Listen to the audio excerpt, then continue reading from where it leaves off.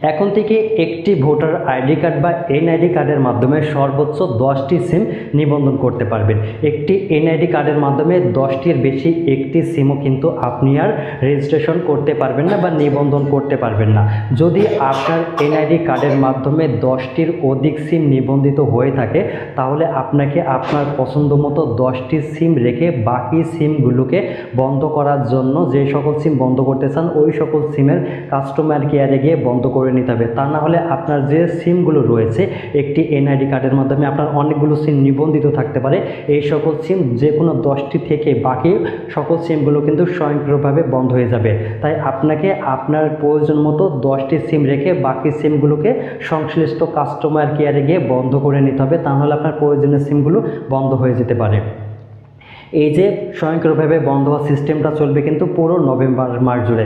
আপনার সমস্ত সিম যে একবারে বন্ধ হয়ে যাবে বিষয়টি এমন নয়, পুরো নভেম্বর মাস জুড়ে ধাপে ধাপে অতিরিক্ত সিমগুলো বন্ধ হয়ে যাবে। তাই প্রয়োজন মতো আপনি যে কোনো 10টি সিম রেখে বাকি সিমগুলোকে অবশ্যই বন্ধ করে নেবেন।